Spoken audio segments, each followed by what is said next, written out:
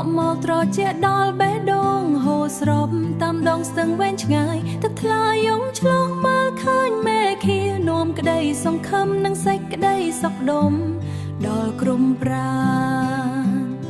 រីឯបឹងបួធំធេងល្វឹងល្វើយស្ងប់ស្ងាត់ទុកនៅជីវិតរាប់លានមិនដែលរអ៊ូឆ្លុះបញ្ចាំងពីភាពអត់ធ្មត់នៃជាតិសាសន៍ដែលតែងតែញញឹម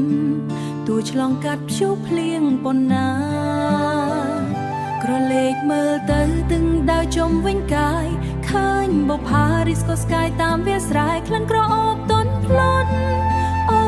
ក្លិនក្រអូបទន់ភ្លន់តែរឹកសពជ្រៅក្នុងដីថេរដូចចម្លាំងចិត្តយើង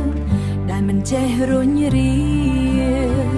នេះហើយដង្ហើមនៃមាតុភូមិដ៏ស្រស់ថ្លាទន់ភ្លន់ដូចខ្យល់តែរឹងមាំដូចសិលាយើងរួមរស់ដោយក្តីស្រឡាញ់និងសន្តិភាពបង្ហាញពីភពលោកពីភាពស្រស់ស្អាតនៃទឹកដីតាមរយៈស្នាមញញឹមនិងចិត្តដ៏បរិសុទ្ធពីទន្លេមេគង្គឆ្លងកាត់បឹងបួនិងព្រៃព្រឹក្សា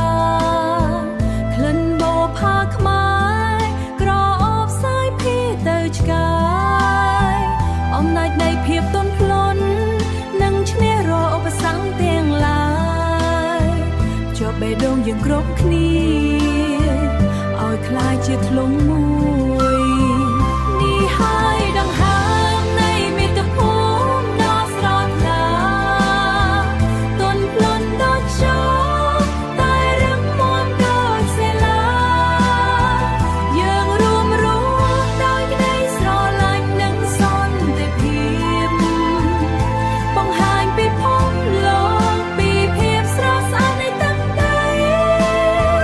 តាមរយៈស្នាមញញឹមនិងចិត្តដ៏បរិសុទ្ធខ្យល់ទន្លេបឹងបួ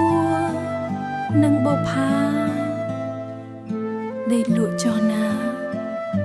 ទឹកដីដ៏សែនមនោរម្យ